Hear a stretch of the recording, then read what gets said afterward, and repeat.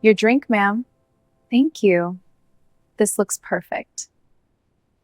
Ma'am, you can't be under there! Shh, please, I'm hiding. Korean Mafia boss CEO's daughter was hiding under a table, until Black Waitress noticed first. A billionaire's daughter. A Black American waitress. And a room full of men waiting for them both to fail. When I found Sia hiding under the velvet cloth, she didn't ask for a lawyer, she asked for my help. Now, the diamond heiress and the girl from the Bronx are the only thing standing between the syndicate and a total bloodbath.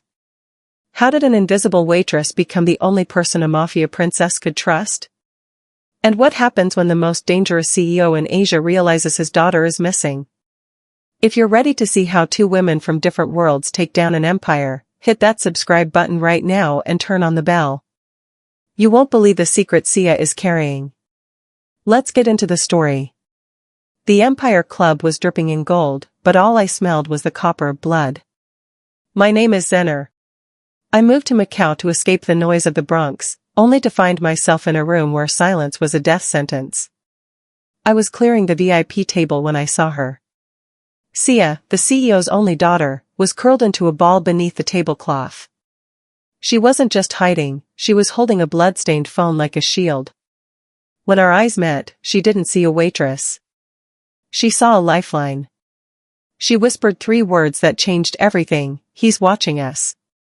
I looked up, and for the first time, the man standing behind the CEO, the man supposed to be their family, wasn't looking at the party. He was looking at me. And he knew I'd seen her. The man staring at me was Minho, the CEO's nephew and the syndicate's rising star. He had a glass of vintage scotch in one hand and a silenced pistol likely tucked into the small of his back. He smiled at me, a cold, predatory baring of teeth that said, "I see you, little girl. Don't make a mistake." I didn't blink. Back in the Bronx, you learn that the moment you show fear to a dog, it bites. I leaned down, pretending to struggle with a heavy silver tray. "Sia," I hissed, my voice barely a vibration. "If you stay here, they're going to find you." When I dropped the tray, moved toward the service bar. "I can't," she whispered back, her voice shaking. "I have the ledger. I have the recordings of him killing the board members. If he gets this phone, my father is a dead man by morning." I realized then this wasn't just a family spat. It was a full-scale coup. Sia held the only evidence that could stop Minho from inheriting a blood-stained empire. I stood up and saw Minho beginning to walk toward the table. He was moving slow, enjoying the terror he thought I was feeling. He was 10 feet away. 8. 5. I grabbed a stack of white linen napkins and a full bottle of sparkling water. I didn't just drop them, I tripped into the table with the force of a linebacker. Glass shattered. Water sprayed across Minho's custom-tailored suit. I went down on one knee, frantically apologizing and grabbing his legs with the napkins as if trying to clean the mess, effectively pinning him in place for 3 precious seconds. "You clumsy bitch!" Minho roared, shoving me back. But the distraction worked. Under the cover of the chaos and the long, hanging tablecloths of the buffet line, I saw a flash of silver silk disappear into the darkness of the service corridor. "I am so sorry, sir," I cried, looking up at him with the most convincing, clueless waitress face I could muster. Minho looked at the empty spot under the table. His face went from rage to a terrifying, calm white. He didn't care about the suit anymore. He looked at the service door, then back at me. He knew exactly what I'd done. "Park," he said into his sleeve. "Seal the exits. The waitress is helping her." The napkin treaty was over. The war had officially begun. The heavy iron doors of the ballroom slammed shut with a hydraulic hiss. The gold lockdown had begun. In the Empire Club, a lockdown didn't mean safety, it meant the syndicate was locking the prey inside the cage. I grabbed Sia's hand as she emerged from behind the service bar. She was trembling, the blood-stained phone clutched to her chest like a heart. "The elevators are dead," I whispered, pulling her toward the back hallway. "Minho controls the security hub. If we step into a hallway with a camera, we're done." Then where do we go? Sia gasped. My father's office is 10 floors up, and the lobby is a kill zone. We go down, I said, kicking open the door to the linen closet. The room smelled of bleach and steam. In the center was the industrial laundry chute, a yawning metal throat that dropped 80 floors straight into the basement. It was designed for bedsheets, not bodies. You're joking, Sia said, staring into the dark hole. That's a suicide drop. It's better than a bullet, I snapped. I grabbed a bundle of heavy tablecloths and shoved them into the chute first to create a cushion. Wrap your arms around your head. Don't scream. If they hear us in the vents, they'll just toss a grenade down after us. Suddenly, the door handle rattled. A heavy boot kicked the wood, splintering the frame. Open up, a voice barked. It was Park. I didn't wait for her to agree. I grabbed Sia and we went into the dark together. The slide was a blur of cold metal and friction. The heat from the friction scorched my skin, and the air was sucked out of my lungs as we gathered speed. We hit the pile of linens at the bottom with a bone-jarring thud. I scrambled out, pulling Sia with me just as a rhythmic clack-clack-clack echoed from above. They were firing suppressed rounds down the chute. They know we're in the basement, I whispered, checking the heavy kitchen cleaver I'd swiped from the prep station. But they think we're going for the garage. Aren't we? Sia asked, wiping grease from her cheek. No. That's exactly where they've got the SUVs waiting, I said, looking at the map of the city burned into my brain. We're going out through the storm drains. We're heading to the cracks. It's the only place in Macau where the neon is bright enough to hide a ghost. The storm drain spat us out into a world that smelled of stagnant salt water and charcoal smoke. We were in the cracks, a vertical slum built into the scaffolding of Macau's older piers. Above us, the skyscrapers glowed like gold bars, but down here, the only light came from flickering neon signs for 24-hour noodle shops and illegal gambling dens. Sia stumbled, her breath hitching as she looked at the maze of narrow catwalks and rusted ladders. They'll find us in minutes, she whispered. My cousin has a fleet of watchdog drones. They use thermal imaging. We're glowing like light bulbs in this cold air. Not if we change the temperature, I said, my eyes scanning the alley.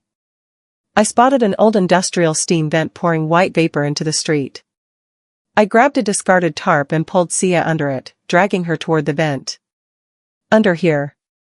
Now. The heat was stifling, but it masked our body signatures. A second later, a low, mechanical hum vibrated through the air. A sleek, black drone, no larger than a dinner plate but bristling with sensors, hovered 10 feet above our alley. Its red lens swept the ground, searching for the heat of 2 fleeing women. Stay still, I breathed, my hand over Sia's mouth. The drone lingered, its AI struggling to differentiate our heat from the roaring steam of the vent. After a tense minute, it banked left and zipped toward the harbor.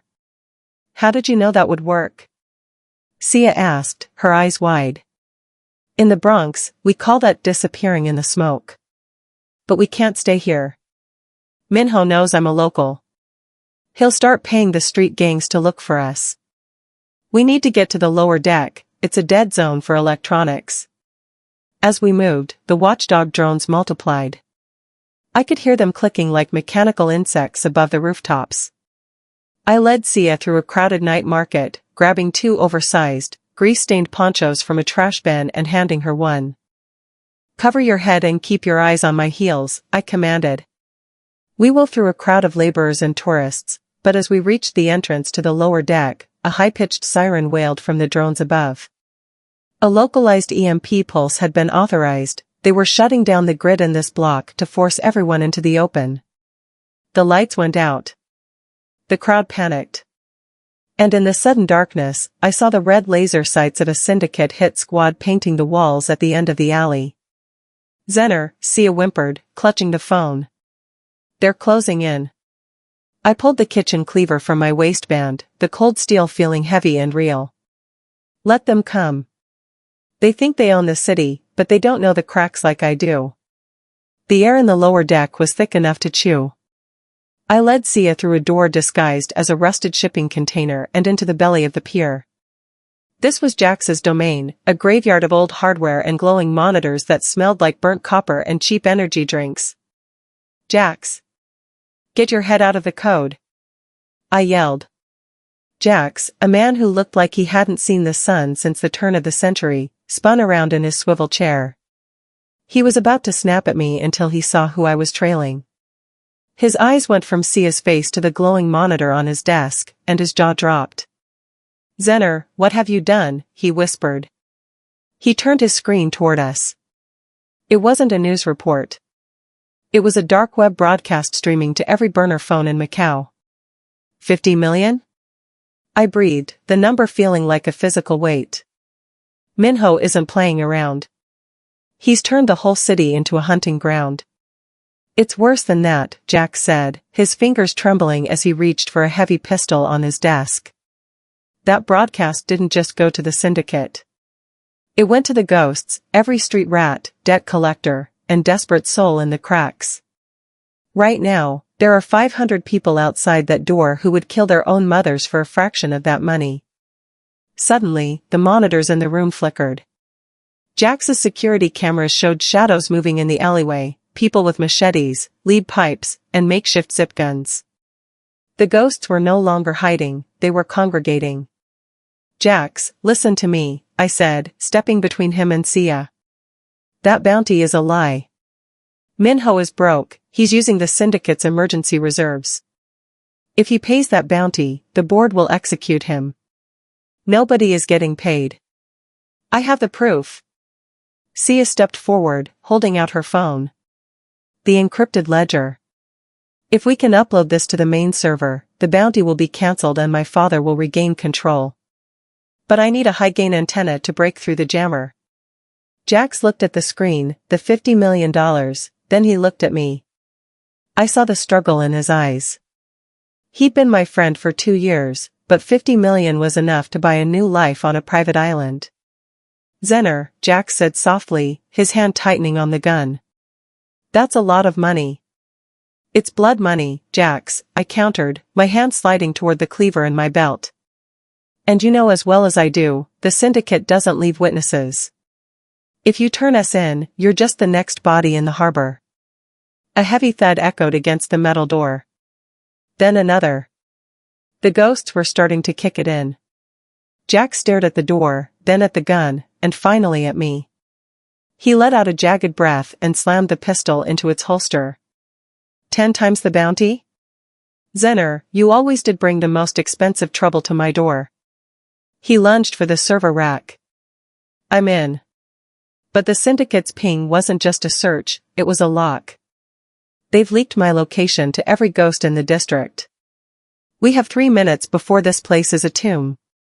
"Upload the data," I commanded, my Bronx survival instincts taking over.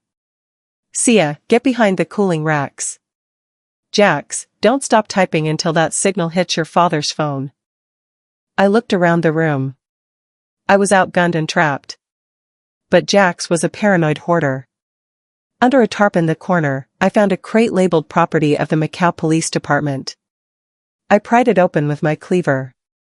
It wasn't guns, it was a stash of high-intensity M84 flashbangs. "I don't know how to shoot a gun," I muttered, gripping the cleaver in one hand and a flashbang in the other, "but I know how to throw a punch in the dark." The heavy metal door buckled. A group of local enforcers, eyes wide with the greed of $50 million, began to pry it open with crowbars. "Where is she?" the leader screamed, his face appearing through the gap. I didn't answer. I pulled the pins on 2 canisters and rolled them directly into the narrow hallway. A blinding white light turned the room into a sun, followed by a deafening 170 decibel roar that felt like a physical blow to the chest. The enforcers screamed, clutching their eyes, their equilibrium shattered by the pressure wave. This was my turf now. I surged forward through the white smoke. I didn't need to see, I knew every inch of this cramped den. I swung the heavy kitchen cleaver, using the flat of the blade to knock a pipe out of a blinded man's hand before sweeping his legs. I wasn't just a waitress anymore, I was a wall. "Zener, the upload is at 80%. Jax yelled over the chaos. But they're jamming the outgoing port from the street. I need 30 more seconds. Another squad was pushing through the side vent. I looked at Sia. She was crouched by the monitor, her face illuminated by the progress bar. She grabbed a heavy metal fire extinguisher, her knuckles white. "Zener, get down," she screamed. She pulled the pin and unleashed a cloud of white CO2, creating a secondary smokescreen just as the first gunshots rang out. I dove behind a desk, bullets shredding Jax's spare monitors. 95%. Jax screamed, his fingers flying across the keys. Come on, come on. Suddenly, a red laser dot appeared. It wasn't on me. It was centered right on the back of Sia's head. A professional sniper was positioned in the building across the alley, aiming through the narrow ventilation slat. Zener has spent her life being invisible, but now, she's the only shield between a billionaire's daughter and a professional executioner.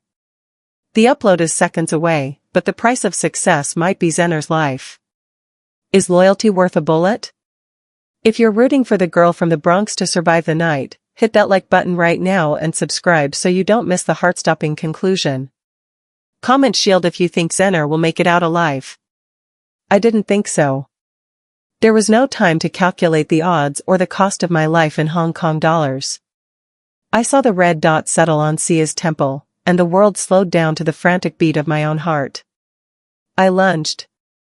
As the sniper's shot cracked through the ventilation slat, I threw my body over Sia, slamming her onto the cold concrete floor. The bullet didn't hit the girl from the penthouse, it tore into the shoulder of the girl from the Bronx. A white-hot iron surged through my arm. I gasped, the air leaving my lungs in a sharp whistle. Zener!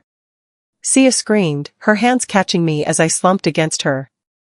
Blood, my blood, began to bloom across her white silk dress, staining the diamond heiress with the reality of the streets. Don't stop, I choked out, clutching my shoulder. Jax, tell me it's away. Done. Jax roared, slamming his fist onto the enter key. The bypass is live. The signal is hitting every device in the Empire Club and every major news outlet in Macau. Outside, the chaos shifted. The drones that had been hunting us suddenly hovered in place, their red lights turning to a confused, blinking amber. The ghosts at the door froze. Their burner phones weren't showing a bounty anymore. They were showing a high-definition video of Minho in the casino basement, bragging about the accident he had planned for the CEO. Sia didn't look at the screen. She tore a strip of fabric from her expensive gown and wrapped it tightly around my wound, her hands surprisingly steady. You took a bullet for me, she whispered, her voice thick with a mix of horror and awe. I'm just a stranger to you. Why? I looked at the blood-soaked silk and then into her eyes. In the Bronx, we don't look at the price tag on a soul, Sia. You asked for my help. That makes you mine to protect. The bond was sealed. It wasn't about the money or the syndicate anymore. It was about the waitress who wouldn't break and the princess who finally realized what real power looked like. But as the truth went viral, the ghosts outside didn't scatter. They realized that if the syndicate fell, the cracks would burn. And Minho, now a desperate animal with nothing to lose, was already redirecting his personal hit squad to finish what the sniper started. The smell of burnt electronics and iron filled the room. My shoulder felt like it was being carved by a dull knife, but I couldn't drop the cleaver. Outside, the sound of the ghosts had been replaced by something much worse, the rhythmic, heavy thud of tactical boots. Minho's personal guard had arrived to burn the evidence, and us with it. The viral leak was only the beginning, Jax hissed, his fingers flying across a backup terminal. Minho has activated a localized blackout. He's jammed all outgoing signals within a 3-block radius. The news stations have the clip, but they can't verify the source until we send the raw, unedited encryption keys. How long? I asked, leaning my good shoulder against the reinforced door frame. 5 minutes if the signal is steady. But with the jammer live, I'm trying to tunnel through a narrowband radio frequency. I looked at Sia. She wasn't cowering anymore. She was holding a heavy piece of lead pipe Jax used as a doorstop, her eyes fixed on the monitors. "Sia, stay with Jax," I commanded. "If they get through that door, you head for the back vent. Don't look back at me." "I'm not leaving you again, Zener," she said, her voice dropping the princess octave for something much harder. Suddenly, the lights in the den died. The only illumination came from the green glow of Jax's battery-powered server rack. Boom. A breaching charge blew the bottom hinge off the door. Smoke hissed through the gap. I didn't wait for them to enter. I grabbed the last 3 flashbangs and taped them together. If I couldn't see them, they weren't going to see anything ever again. I tossed the supernova bundle through the gap. The explosion rocked the entire pier, sending a shower of sparks into the dark water below. The mercenaries in the hall screamed as the confined space amplified the sound to ear-splitting levels. I surged forward into the smoke. I couldn't lift my left arm, but I used my body weight like a battering ram, slamming the lead mercenary into the rusted wall. I swung the cleaver blindly, catching the barrel of a rifle and forcing it toward the ceiling just as it discharged. "Upload at 60%. Jax yelled. A second mercenary grabbed me from behind, his arm wrapping around my throat. I could feel the heat of his breath, the smell of professional-grade CLP oil on his gear. My vision began to blur. The pressure on my neck vanished. I slumped to the floor, gasping for air, and looked up to see Sia standing over the unconscious guard, the lead pipe in her hand vibrating from the impact. She had just saved my life. 80%. Jax screamed. "The jammer is shifting frequencies, Sia. I need you to hold the antenna toward the north window. Don't let it move." Sia scrambled toward the window, exposing herself to the street. I hauled myself up, gripping my cleaver, standing in the gap of the broken door.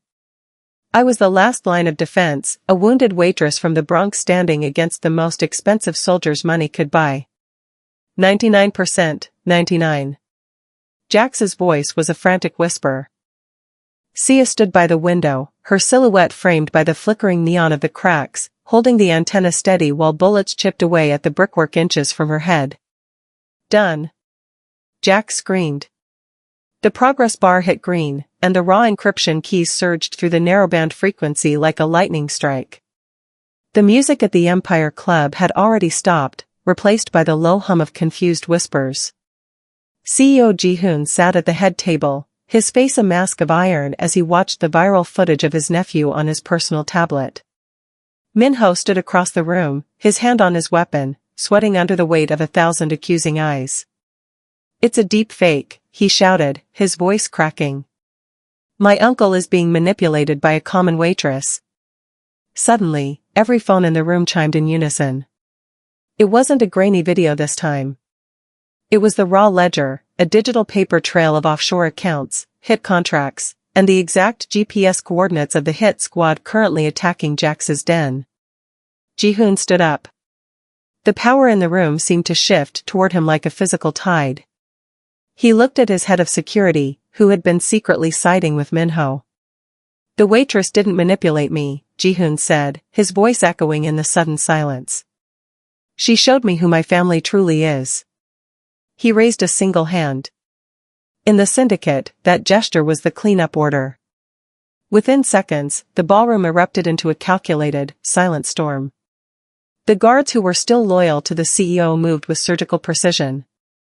Minho didn't even have time to draw his gun before he was tackled to the marble floor, his succession ending in the snap of handcuffs and the cold realization that he had lost everything to a girl from the Bronx. The tactical team outside Jax's den suddenly scrambled. Their earpieces were buzzing with a new directive: retreat or die. They vanished into the shadows of the slums just as a fleet of black helicopters, bearing the official Phoenix Global insignia, descended upon the pier. I collapsed against the server rack, my vision swimming. The adrenaline was fading, leaving only the throbbing ache in my shoulder and the weight of the night. Sia dropped the antenna and ran to me. She didn't look like a billionaire's daughter anymore. She was covered in dust, CO2 frost, and my blood. She pulled me into a hug, her tears hot against my neck. We did it, Zener, she sobbed. My father is safe. The keys are back. Good, I managed to rasp, a weak smile tugging at my lips.